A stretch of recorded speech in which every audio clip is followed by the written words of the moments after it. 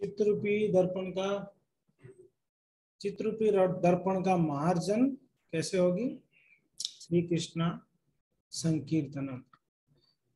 तो चित्ररूपी दर्पण गंदा है, इसके लिए इसको साफ करना जरूरी है और उसका विधि है भगवान नाम का कीर्तन करना। उससे हमारा जो चित्त है वो जो दूषित हुआ है हाँ, जो गंदगी भरा हुआ है वो शुद्ध हो जाएगा।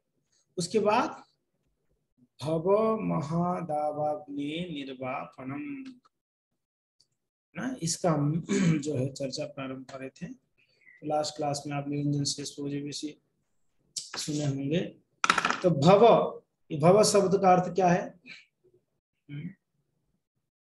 भौतिक संसार। सिंपल बात है, भौतिक संसार को भव कहा गया। भव सागर यानी भौतिक संसार का ये संसार कैसे है? सागर के जैसा। भौतिक संसार सागर के जैसा, भव सागर।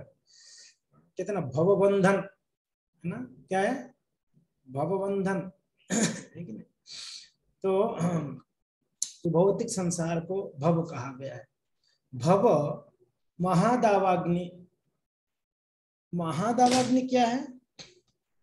दावाग्नि क्या है पहले हम समझते हैं। दावाग्नि अग्नि यानी आग, दावाग्नि यानी जंगल का जो आग है ना, उसको दावाग्नि कहा गया है। जंगल का जो आग है उसे क्या कहा गया है? दावाग्नि। महादावाग्नि, महादावाग्नि यानी बड़ा भयंकर रूप का आग है है कि नहीं? महादावाग्नि सिर्फ दावाग्नि यानी जंगल का आग, महादावाग्नि बड़ा भयंकर आग लगा हुआ है। तो किस में आग लगा हुआ है? भव महादावाग्नि, ये संसार में आग लगा हुआ है। इस संसार में आग लगा हुआ है, तो उसका निर्वापन करना, ठीक है ना? उसको, उससे बचना, उससे बचना कैसे? श्री कृष्ण संकीर्तन, भगवान नाम का कीर्तन करने से। तो ये कौन सा आग है? हमें तो दिख नहीं रहा है। आग दिख रहा है? कहीं दिख तो नहीं रहा है। इस संसार में कौन सा आग लगा है? इस संसार का आग कौन सा है? अनेकों प्रकार की दुख है, अनेकों प्रकार की चिंता है कि नहीं है? यही असलियत में आग है। कितना कितना आग लगा हुआ है? महादावाग्नि, बहुत भयंकर रूप से। कोई एक महात्मा कह रहे थे 7 समुद्र की जल को कोई माप सकता है, मगर संसार का दुख कितना है कोई माप नहीं सकता है। कोई 7 समुद्र का जल को हो सके कोई माप सकता है कितना लीटर है, मगर इस संसार में कितना दुख है इसको कोई नहीं माप पाए। हो सकता है कभी एक समय आया कि समुद्र का लहरें खत्म हो जाएंगे, मगर संसार का दुख खत्म नहीं होगा, है ना? कितना दुख है। बचपन से हम लोग प्रयास कर रहे हैं ये सारा दुख को खत्म करके सुखी होने के लिए, हो पाए? बचपन में पेट से ही, गर्भ में जब थे तब से ही इस दुख को हम क्या है सामना कर रहे हैं, जंजाल को सामना कर रहे हैं। पेट से ही 9 महीना तक कष्टों को भोगे, जब जन्म हुए उसके बाद इस संसार का दुख लगा उनके पीछे। थोड़ा बड़े हुए, स्कूल में पढ़े, तब पर भी दुख अलग अलग अलग अलग अलग अलग अनेकों प्रकार के दुख। फिर सोचा कि नौकरी करूंगा तो ये सारा दुख तो खत्म हो ही जाएगा। नौकरी किया तो भी दुख है। शायद हो सकता है विवाह के बाद ही दुख खत्म हो जाएगी, तब सुखी हो जाऊंगा। उसके बाद भी दुख है। चलो कोई नहीं, कोई एक आधा बच्चा हो जाए तो शायद दुख सुखी हो ही जाएगा। उसके बाद भी दुखी, शायद मेरे हिसाब से घर नहीं है इसलिए दुखी है। घर बना देते हैं, घर बनाने के बाद भी दुखी। अब कोई इस संसार में ऐसा कौन सा साधन से हम लोग सुखी हो गए बताइए? थोड़ा समय के लिए लगता है वाह अभी राहत है, मेरा विवाह हो गया, अभी तो सुखी सुखी। कल हम एक विवाह में गए थे तो चर्चा कर रहे थे हम, श्री राम निवाय और हम। तो कहीं लाखों रुपया खर्चा किए हैं विवाह में। तो हम चर्चा कर रहे थे, प्रभु जी देखो, और अलग अलग एंगल से वीडियो शूटिंग हो रहा था, ड्रोन से हो रहा था, नीचे से कोई कर रहा था, साइड से कर रहा था। हम कह रहे थे देखो, बेचारे को अगर सुखी देखना होगा तो आज का जो कैसेट बना होगा वो वीडियो देखना पड़ेगा। उसको अगर कभी देखना होगा सुखी में, कभी सुखी रहा हो क्या, तो वीडियो देखना पड़ेगा। वो विवाह के दिन बड़ा सुखी रहता है, उसकी नेक्स्ट दिन से उसका उल्टा गिनती शुरू होती है, बड़ा परेशान रहता है कि नहीं। फिर वो पछताएगा कि यार इतना दुख के लिए मैंने करोड़ों रुपया खर्चा करके दुख घर पे लेके आया। भगवत भक्ति के बिना क्या है, दुख ही है ना। आपको क्या लगता है भक्ति के बिना पति पत्नी के अंदर कोई सुख है? ना ना ना ना, ऐसा विचार भी मत करना। कितना भी धन, अच्छा अगर सुख को धन से खरीदा जा सकता था तब तो जो सबसे अमीर व्यक्ति है संसार का वो अब सुखी होना चाहिए था। हाँ जी, अगर सुख को अगर कोई धन से खरीद सकता था तब तो क्या बोलते हैं, अंबानी सबसे सुखी होना चाहिए था व्यक्ति। अगर कोई बोलेगा नहीं शक्ति से खरीद जा सकते, बल से, तो रावण सबसे सुखी होना चाहिए था। बड़ा शक्ति था रावण का, सबसे बड़ा सुखी होना चाहिए था उसको। या हिरण्यकशिपु सुखी होना चाहिए था, बड़ा शक्तिशाली था, तीनों लोगों का अधिपत्य बन गया था। सुंदरता से खरीद लिया जाए, कोई ऐसा कौन सा साधन है कि इसको सुख खरीद लो आ गया? कोई साधन नहीं है। एक ही साधन है, क्या? हरे नाम एव केवलम, हरिनाम संकीर्तन। कैसे? हरिनाम संकीर्तन करने से क्या होगा? भवमहा दावाग्नि निर्वापन, ये जो आग है ना ये बुझ जाएगी, ये जो आग जल रहा है ये बुझ जाएगी। ये आग बुझ गया तो सुख है, आनंद है, और क्या है। आग जब तक लगा रहेगा तब तक कोई सुखी ना हो सकेगा। हो सकेगा? नहीं हो पाएगा, सुखी नहीं हो सकता है। तो बड़ा दुविधा है संसार में, और इतने दुखों को झेल रहा है। तो दुख दो प्रकार के हैं, एक है अज्ञान उन्मिलित दुख और एक होता है ज्ञान उन्मिलित दुख। दो प्रकार के दुखों का वर्णन है शास्त्रों में। अज्ञानता से दुखी हैं, और एक ज्ञान है फिर भी दुखी हैं। एक तो अज्ञान से तो दुखी है, समझ में आ रहा है। ज्ञानी व्यक्ति भी दुखी है, ज्ञानी व्यक्ति भी दुखी है।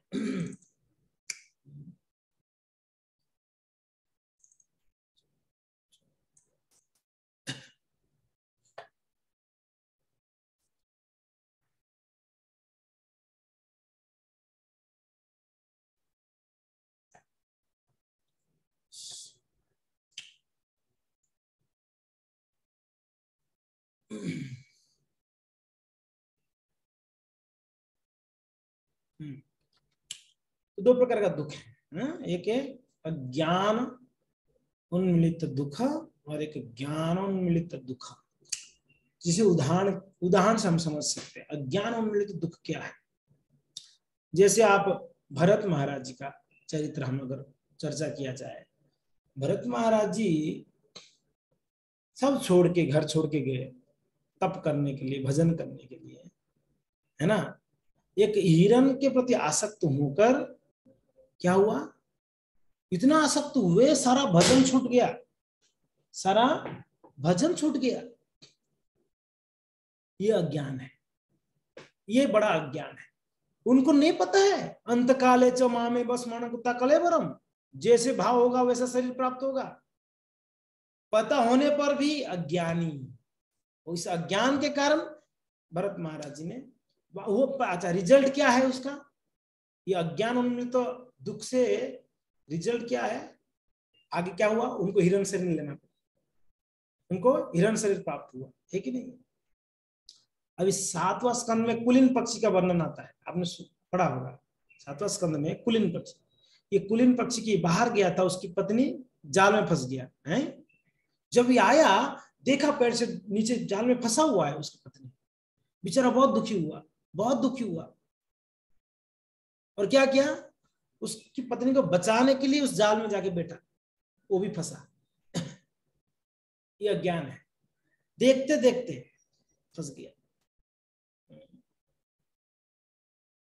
लगता है बड़ा ज्ञानी है, लगता है बड़ा ज्ञानी, मगर अज्ञान है। शिकारी आएगा, दाना डालेगा, जाल बिछाएगा, दाना डालेगा, फंसना मत, नहीं। और बोलते बोलते हम फंस जाते हैं, नहीं फंस जाते। सुना है ना ये, वो महात्मा जी के आश्रम में कई पक्षियां आते थे, तोते, तो महात्मा जी कुछ खिलाते, दाना वाना डाल के खिलाते, तो पक्षियां बड़ा सुंदर, हाँ, वहां पर आते थे रोज। तो ये महात्मा जी सोचे, यार इतने सारे इकट्ठा, ये हजारों पक्षियां हैं, कोई शिकारी अगर कभी आएगा तो सबको मार डालेगा, बेचारों को बचाना चाहिए।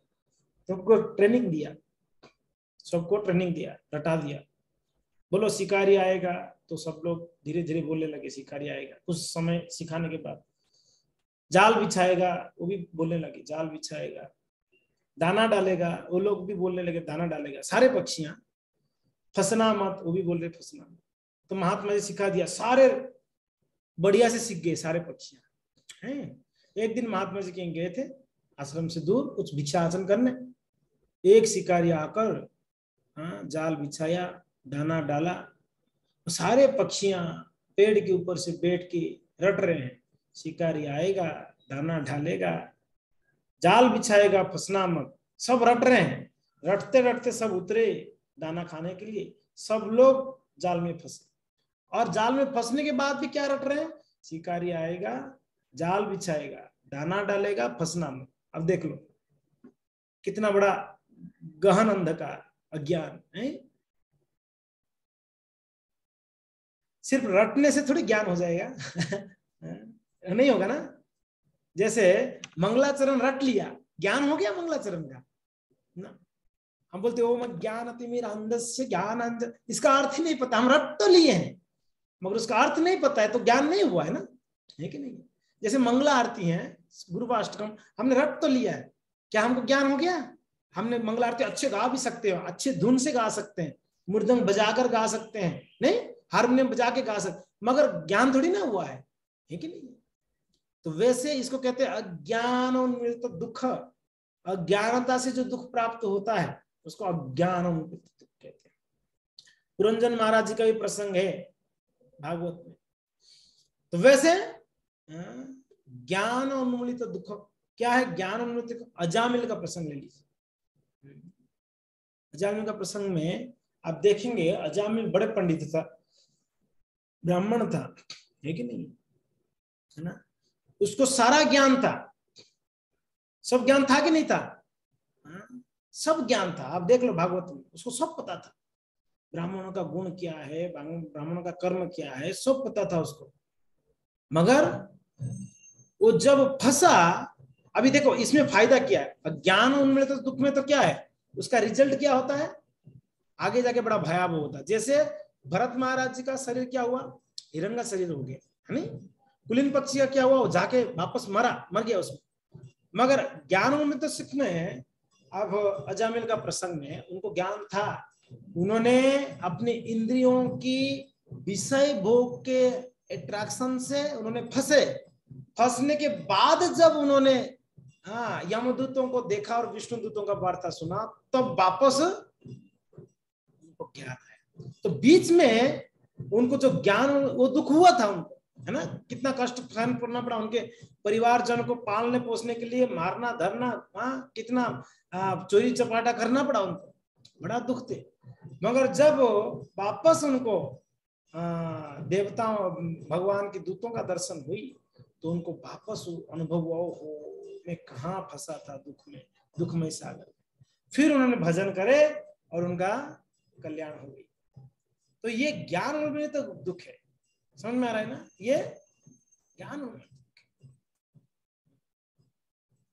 ठीक है।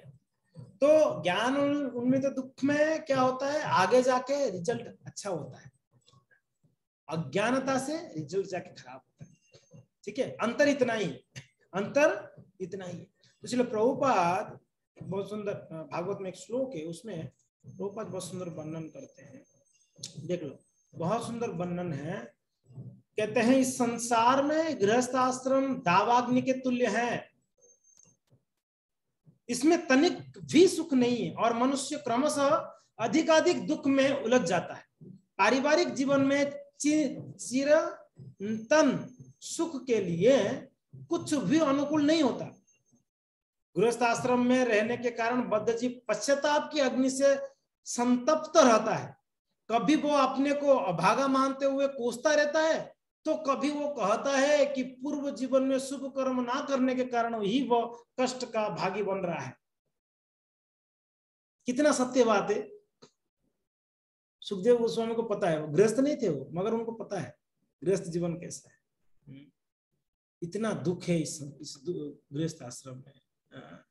दावाग्नि, ये गृहस्थ आश्रम एक, यानी अच्छा दूसरी बात है, ऐसा कौन सा परिवार है, ऐसा कौन सा गृहस्थ है जिसकी परिवार में दुख ना हो, ये दावाग्नि ना हो? एक एक दिखा दो। हाँ जी, एक उदाहरण, कोई एक ऐसा उदाहरण ना, नहीं हो सकता। भक्ति करने के बाद, हाँ जी, फिर भी दुख खत्म हो गया? कहां खत्म हुआ? भक्ति कर रहे हैं, खत्म हुआ? नहीं हुआ ना, है। लेकिन जब तक परिवार में या कोई एक सदस्य, सारे सदस्य पूर्णतया भगवान की आश्रित नहीं होते हैं, पूर्णतया 100%, तब तक उनका जीवन का दुख खत्म नहीं होने वाला। समझ में आ रहा है? उनका जीवन का दुख खत्म नहीं होने वाला। और ये सत्य, इसको स्वीकारना पड़ेगा। हम भले तसल्ली देने के लिए बोले नहीं नहीं मैं सुखी हूँ प्रभु जी, आप गलत बोल रहे हैं, हमारा परिवार में कभी झगड़ा, मैं पता नहीं आप माता जी हैं, हाँ है, हाँ मैं उदाहरण देता हूँ। एक प्रभु जी माता जी बोले कि प्रभु जी आज तक हमारा इतना साल हो गया विवाह में, कभी झगड़ा नहीं किया हमने। हाँ? तो बोला बढ़िया है, अच्छा है बाबा, कभी झगड़ा नहीं हुई आप पति पत्नी का। तो मैंने अनाउंस कर दिया उस दिन। हाँ, तो सारे भक्त लोग बैठ के प्रसाद खा रहे, मुझे पता है माता जी प्रभु जी का आज तक विवाह से 20 साल हो गया, कभी झगड़ा नहीं हुई है। तो सब लोग ठो ठो करके हंसने लगे, बोले प्रभु जी क्या मजाक कर रहे हो, ये संभव है क्या?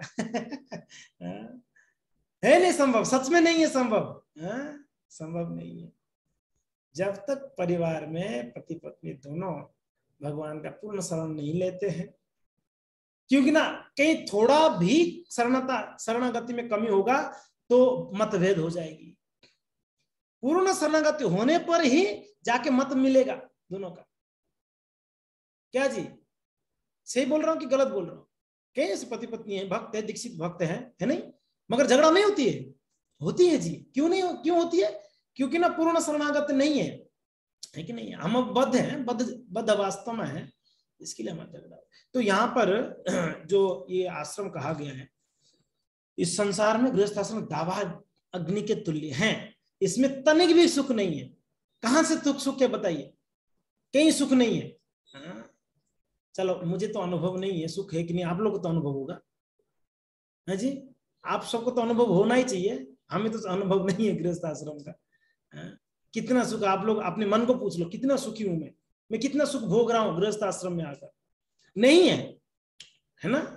तो ये गृहस्थ आश्रम को निंदा नहीं किया जा रहा है, सत्यता को बताया जा रहा है। एक होता है सत्यता को बताना, एक होता है निंदा करना। ये निंदा नहीं है, ये सत्यता को बताया जा रहा है। ठीक समझ में आ रहा है ना? तो यहाँ कहते हैं कि कहीं तनिक भी सुख नहीं है, कहीं पर भी सुख नहीं है, और मनुष्य क्रमशः अधिकाधिक दुख में उलझ जाता है। उलझता है। गृहस्थ आश्रम में धीरे धीरे और उलझने बढ़ते हैं। अगर बच्चे हुए तो और उलझन बढ़ गया, बच्चों को विवाह करना है वापस उलझन बढ़ गया, उनको पढ़ाई लिखाई करना, कितना बढ़ रहा है। विवाह के समय पर चलो ठीक है पति पत्नी है, उसके बाद धीरे धीरे जब परिवार बढ़ता है फिर कितना सारा उलझन बढ़ता है ना? कि उलझन खत्म होता है? नहीं, और ये जीवन भर चलता रहेगा। और ये सुखदेव गोस्वामी यहाँ पर कहते हैं, है ना? और पारिवारिक जीवन में चिरंतन सुख के लिए कुछ भी अनुकूल नहीं है। चिरंतन सुख यानी परमानेंट सुख के लिए कोई अनुकूल है परिवार में? क्या अनुकूल है मुझे बताइए? कोई अनुकूलता नहीं है, घर में कोई अनुकूलता नहीं है। बस भक्ति ऐसा है जो चीज है जो हमको अनुकूल वातावरण देता है सुख के लिए। बाकी कौन सा ऐसा विधि है घर में अब बड़ा आपका घर पे ना बहुत बड़ा क्या बोलते हैं टीवी है, होम थिएटर है आपके पास बहुत बड़ा, वो आपको सुख दे सकता है? नहीं। आपके घर में और भी कुछ भी ले लो, ऐश्वर्य ले लो, कुछ भी चीज ले लो, बहुत बड़ा घर हो, गाड़ी हो, इत्यादि इत्यादि, नहीं, सुख नहीं दे सकते। जहां भगवत भक्ति हो रही है तो थोड़ा सा सुकून मिलता है, नहीं हम सुखी है।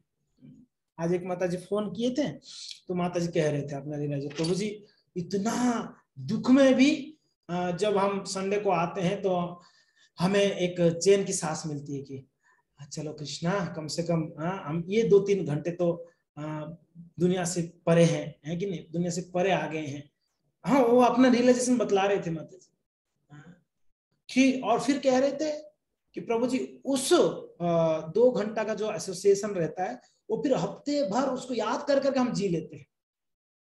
माता जी अपनी हृदय से बोल रही थी बात, बोले कि वो जो 2-3 घंटे का एसोसिएशन रहता है, संडे को हम आते हैं, वो उसको याद कर करके कितना आनंददायक था वो जो समय था, कीर्तन कथा न प्रसाद इत्यादि, तो उसको याद कर करके हमारा एक हफ्ता निकल जाता है, वापस हम सोचते कब संडे आएगा, वापस हम जाके एसोसिएशन में आएंगे, है ना। यस, ये भगवत भक्ति ऐसा चीज है, ये हरिनाम संकीर्तन ऐसा चीज है जो हमें ये भव महादावा, अब कितना झगड़ा टंटा मतभेद इत्यादि इत्यादि इत्यादि हजारों हैं जी, हम सभी के मन में अलग अलग चीजें चल रहा है, हम सभी का मत अलग अलग है, सभी के मन में कुछ ना कुछ दुविधाएं हैं, ये सबको समाप्त करने का एक ही तरीका है, क्या है? श्री कृष्ण संकीर्तन।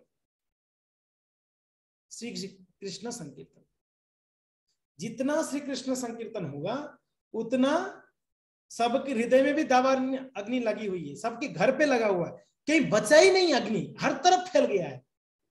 ऐसा स्थिति में आप हो, हर जगह पे आग ही आग हो, क्या स्थिति होगा विचार कर लो।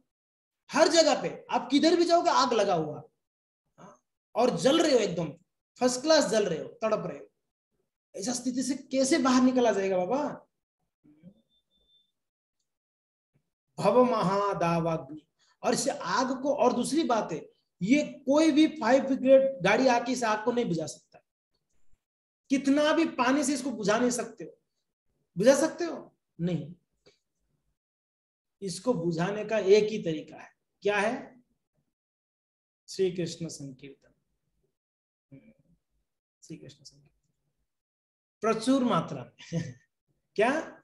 प्रचुर मात्रा में, जब बारिश होगी ना घन घन, है ना, संसार दावा नल, उधर भी है ना वो लाइन, संसार दावा नलिड़ा लोका त्राणाय कारुण्य घन घनात्वम प्राप्तस्य कल्याण गुणार्णवस्य वंदे गुरौ श्री चरणारविंदम, है ना, आपने ये सुना मंगल आरती का पंक्ति है।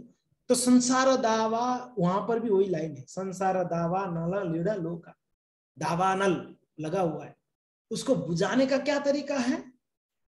क्या चाहिए? त्राणाय कारुण्य घन घनात्म, करुणा का बारिश होगा तो क्या? त्राणाय कारुण्य घन, कैसा बारिश? ये बूंदाबूंदी बारिश से नहीं होने वाला, ये जो दावाग्नि को बूंदाबूंदी बारिश नहीं बुझा सकता है। कुछ दिन पहले अमेरिका में आग लगा था, कहां पर, कोई जंगल में लगा था ना, कई पशु मर गए, कई दिनों तक आग चला, बंद नहीं हुआ था। और दूसरी बात है, यह आग कोई लगाता नहीं है, यह आग अपने आप लगता है जी। यह आग कभी कभी लगता है यार मैंने ऐसा कुछ किया नहीं, कैसे दुख आ गया मेरे जीवन में, है ना, ऐसे लगता है ना, मैंने तो कुछ किया नहीं फिर भी दुख मिला, मैंने इसको हमेशा रेस्पेक्ट दिया, इसने आगे आगे एक थप्पड़ लगा दिया, मुझे निंदा कर दिया, ऐसे लगता है ना। ये आग कोई लगाता नहीं है, वो लग जाता है अपने आप। दावाग्नि को कोई लगाता नहीं है, जो जंगल का आग को किसी ने नहीं लगाया, वो आपस में कोई पेड़ एक दूसरे को घिस कर वो क्या होता है, अग्नि प्रकट हो जाती है, फिर वो पूरा जंगल में फैल जाता है ना। तो हमारा ये जो क्या है, वो जो घिसाई होती है ना, वो क्या है, हमारा कर्म है, हमारा कर्म से क्या होता है, हम फिर फंसते हैं। नहीं तो जीव का स्वरूप है भगवान की नित्य धाम में रहकर सेवा करना, है ना। मगर हुआ क्या, पहला बुरा कर्म किया इसने कि भगवान से दूर होकर भोगना चाहा, तो तुरंत गिरा यहाँ पर, और यहाँ गिरने के बाद क्या हुआ, अनंत कोटि जन्म जन्मांतर तक आज भी नहीं निकल पा रहा है, क्यों नहीं निकल पा रहा है? कर्म बनता जा रहा है ना। हर जीवन, हमारे इस जीवन में कितने कर्म कर रहे हैं? एवरी मूवमेंट हम कर्म क्रिएट कर रहे हैं, कर्म कर रहे हैं, कर्म कर रहे हैं, तो बनते जा रहे हैं, बनते जा रहे हैं, बनते जा रहे हैं, है ना? सही बात है ना? हम हर मूवमेंट कुछ ना कुछ कर्म कर रहे हैं, खाली तो नहीं। अगर खाली बैठे भी हम तो कुछ तो सोच रहे हैं, हम किसी के बारे में सोच रहे हैं, है ना? तो कर्म बना रहे हो आप, सोच के भी कर्म बना रहे हैं, हम बंधन में पड़ रहे हैं। तो हर क्षण जब हम एक एक रस्सी से बंधा जा रहा है, एक एक रस्सी से, इतने रस्सियों से बांध दिया जाएगा, कैसे निकलोगे बाबा? हाँ, किसी को अगर एक रस्सी बंधा होगा तो चलो किसी ने आके खोल देगा, एक गांठ ही तो है, खोल दिया। मगर हमारा जीवन में कम से कम करोड़ों रस्सियों से करोड़ों गांठ बंधा हुआ है। कोई व्यक्ति खोलना भी चाहे तो कितना खोले बेचारा, वो परेशान हो जाएगा। आप सोच रहे हैं? विचार कर लो, हमारा जीवन में इतने रस्सियां और इतने गांठ हैं। अगर खोलना भी चाहे कोई व्यक्ति तो कितना गांठ खोलेगा वो व्यक्ति? करोड़ों रस्सियों का गांठ है, एक एक रस्सी का इतने सारे गांठ है। एक गांठ है तो चलो खोल दे, उसमें एक गांठ, फिर दूसरा गांठ, तीसरा गांठ, चौथा, ऐसे करोड़ों गांठ भी लगा हुआ है एक एक रस्सी में।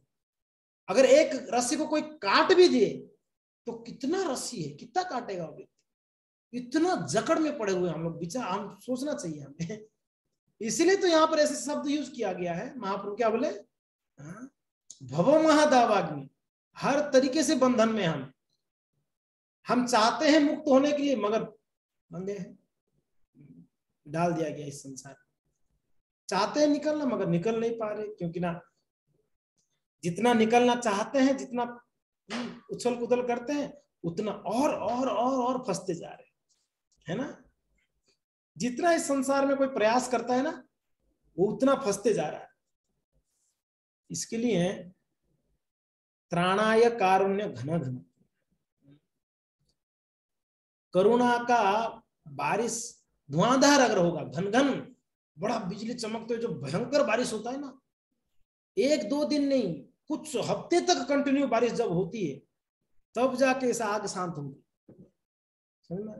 और हमारे जीवन में तो किसी हफ्ते नहीं, कुछ जन्मों तक बारिश होना पड़ेगा, तब जाके हमारा जो ये आग ना बुझेगा। एक जन्म में भी नहीं होगा ये जो बारिश, कितने जन्मों तक होगा तब होगा, लगता है। और ये करुणा महाप्रभु करते हैं, नित्यानंद प्रभु करते हैं, निताय गौर सुंदर करते हैं। नित्यानंद प्रभु, आदि गुरु चैतन्य महाप्रभु, परम भगवान, दोनों की कृपा, गुरु भगवान की कृपा से ही हमारे संसार का दावा। तो कैसे होगा? आदि गुरु कैसे कृपा करेंगे? गुरु का कृपा कैसे होती है? श्री कृष्ण संकीर्तन, जब हमारा कीर्तन शुद्ध होगा तब गुरु प्रसन्न होते। वाह, शुद्ध भजन कर रहा है ये मेरा डिसाइपल, शुद्ध भजन कर रहा है, तो गुरु कृपा कर लेते हैं। इसलिए यहां पर कहा गया है भव महा दावाग्नि निर्वापन, कृष्ण भूली जय जीव अनादिर वैर्मुख, अतएव माया तारे दिए संसार दुख। कृष्ण को भूल कर जीव क्या हुआ? कृष्ण से बहिर्मुख होकर भोग कर रहा है। कभी कोई बच्चा देखो, मां से दूर होकर छुप के चॉकलेट खा लेता है, फिर ऐसे लाफा लगता है ना ऐसे लाफा लगता है ना उसको, बेचारा, ओहो, छुप के खाने से। ये हमारा स्थिति है। कृष्ण वैर्मुख हो गए, इसीलिए। और कौन लाफा लगाता है? लगाने वाला कौन है? माया देवी। माया देवी लाफा लगाती है। पिताजी से दूर होते हैं तो मां बजाती है ना? वैसे ही कृष्ण से दूर है तो माया देवी हमें अनेकों कष्ट, क्या कहते हैं, अतएव माया तारे दिए संसार दुख, अनेकों कष्ट देती है माया, हद से ज्यादा। तो हम लोग कहीं ना कहीं तड़प रहे हैं, है कि नहीं? कहीं ना कहीं तड़प रहे हैं। तो ठीक है, तो निरंतर जो परमानेंट सुख नहीं पा पाता है। गृहस्थ आश्रम में रहने के कारण बद्ध जीव पश्चाताप के अग्नि से संतप्त रहता है। कितना पश्चाताप करते हैं ना? नहीं कर रहा है मीन्स वो भ्रम में है। अगर कोई गृहस्थ आश्रम में रहकर पश्चाताप नहीं कर रहा है, कर रहे हैं जी। हर एक गृहस्थ आके बोले प्रभु जी पहले पता होता तो प्रभु जी आश्रम ज्वाइन कर लेता, ब्रह्मचर्य आश्रम। पश्चाताप है। और माताएं भी कहते हैं कि प्रभु जी हमें पहले ऐसा कुछ होता तो हम, अगर कोई आश्रम होता तो हम जो विवाह नहीं किए वो ऐसे कहते हैं कि प्रभु जी कोई आश्रम है हमारे लिए, और जो विवाह कर लिया वो बोलते प्रभु जी बड़ा इसमें फंस गए हैं। हाँ, भक्तों की बात तो कर नहीं रहे हम, भक्त लोग तो इतना नहीं, मगर भक्त लोग आके बड़ा रोते हैं, ठीक है। भक्त लोग रोते हैं मगर कम रोते हैं, सहन कर लेते हैं। भक्ति करने से सहन करने तक शक्ति आ गया तो सहन कर लेते हैं, हजम कर लेते हैं। अगर भक्त लोग हजम नहीं कर पाते, इतना टेंशन में व्यक्ति जी पाएगा, मर जाएगा। इसलिए इतना आत्मघात करते हैं लोग, आत्महत्या कर लेते हैं। जी पाएगा इतने कष्ट में, इतने टॉर्चर, बाप रे बाप, इतना टॉर्चर। कोई पति अपनी पत्नी को इतना टॉर्चर करे पी कर आके, पत्नी जी पाएगी? क्या करती है वो? आत्महत्या कर लेती है, कुएं में कूद जाती है, जहर खा लेती है। अगर कोई पत्नी पति को टॉर्चर करे तो पति जी पाता है? आत्महत्या कर लेती है। यही होता है ना एक दूसरे से। अगर टॉर्चर किया जाए, और संसार में कितना टॉर्चर पता है, घर पे रहो तो टॉर्चर है, ऑफिस में जाओगे तो टॉर्चर है, कहीं फ्रेंड्स में बीच में जाओगे तो टॉर्चर है, हर परिस्थिति में टॉर्चर ही टॉर्चर है। इतना इतना इतना कष्ट है हमें, पता नहीं कैसे हम जी रहे हैं ना। और व्यक्ति सोचता मरने से शायद हो जाएगा सुखी, मरने के बाद मरेगा तो आत्महत्या करेगा तो और प्रॉब्लम क्रिएट करता है, और प्रॉब्लम, और तो दुख और बढ़ जाएगा। शरीर नहीं मिलेगा तो कितना दुख है, आप विचार करो। तो यार रहे तो भी दुख है, मरने के बाद भी दुख है, करे तो क्या करे? इससे निकलना पड़ेगा। इस संसार से बाहर निकलेंगे तो ही इससे बच पाओगे, नहीं तो बचना संभव नहीं। मुक्त जीवों का बात नहीं है, जो बद्ध जीव हम लोग के लिए बताया गया। मुक्त जीव तो यहाँ रह के भी मुक्त है। उनको ना ही संसार का जो त्रिताप है हमें सताता है, मुक्त जीव को थोड़ी सताता है। आदि दैविक, आदि भौतिक, आध्यात्मिक क्लेश है, ये क्लेश हमें सताता है ना, हर तरीके से।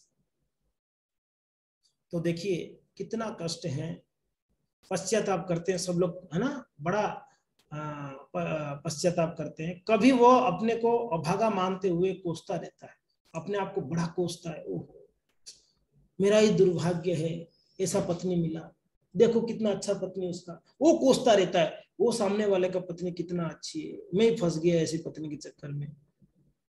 हाँ, और पत्नी कोसती रहती, उसकी पति कितना अच्छा है, मैं ही फंस गई, मुझे ऐसा मिलना था, है ना। सभी कोस रहे हैं अपने आप को। सच में सब कोस रहे हैं अपने आप को, मेरा ही दुर्भाग्य था कि मैंने ऐसे पति के चंगुल में पड़ गया। अब पति यही सोचा मैं कहाँ फंस गया यार, ऐसा स्थिति है सभी।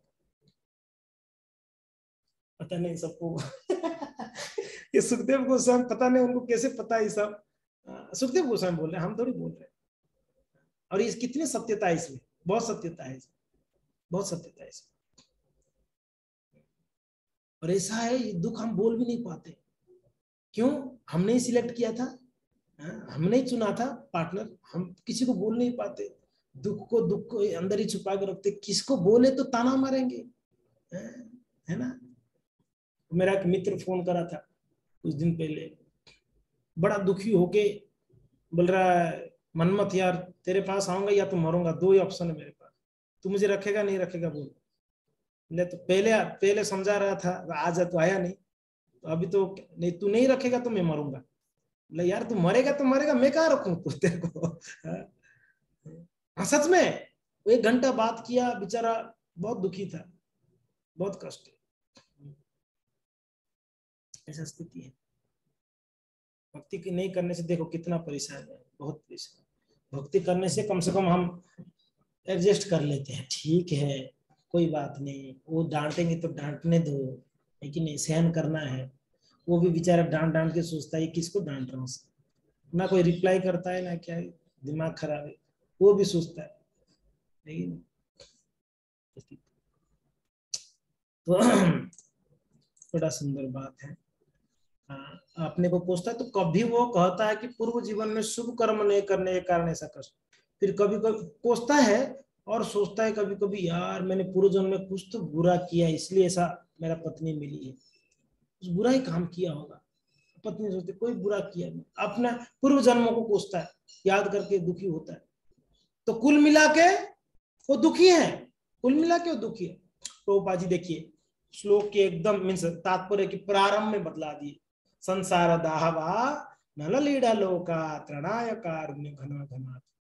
यह संसारिक जीवन सही अर्थों में दावानल के सदृश है। जंगल की अग्नि किसी के लगाए बिना ही लगती है, इसी प्रकार इस संसार में सभी सुखी रहना चाहते हैं, किंतु इससे भौतिक जीवन के कष्टों की बुद्धि ही होती है। जब कभी कोई मनुष्य इस भौतिक जगत की अग्नि में फंस जाता है तो वो अपने को धिक्कारता है, किंतु देहात्म बुद्धि के कारण वो चंगुल से निकल नहीं पाता और इस प्रकार अधिकाधिक कष्ट भोगता है। देखो ये बहुत सुंदर बात है।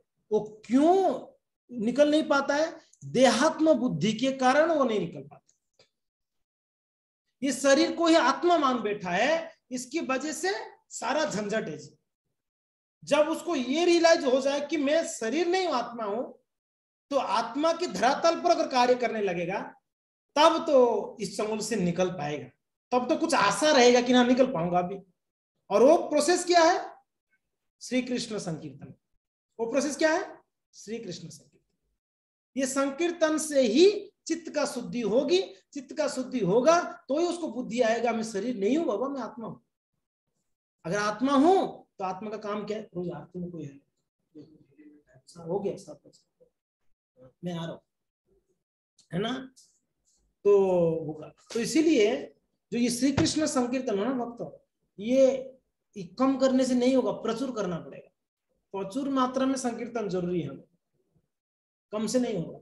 16 माला जप ठीक है, 16 माला जप तो करना ही है, मगर साथ साथ में संकीर्तन ना, संकीर्तन ही बोला गया है ना श्लोक में, महाप्रभु संकीर्तन ही बोले ना, श्री कृष्ण संकीर्तनम, है ना? श्री कृष्ण संकीर्तनम। संकीर्तनम का अर्थ क्या है?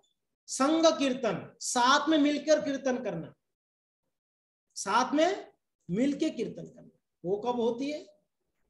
भक्त लोग जो मिलते हैं तब होती है जी। संग कीर्तन को संकीर्तन कहा गया, संग कीर्तन। और प्रचुर मात्रा में, घना घनात्म प्रचुर मात्रा में कीर्तन चाहिए हमें, रोज चाहिए हमें कीर्तन। मंगला में भी कीर्तन, गुरु पूजा में भी कीर्तन, संध्या आरती में भी कीर्तन, कीर्तन प्रचुर अगर होगा तो ही जो है ये दावाग्नि शांत हो सकता है। तो इसका और विस्तृत का वर्णन हम नेक्स्ट क्लास में करेंगे। आज यहीं पर हम विराम दे रहे हैं। हरे कृष्ण।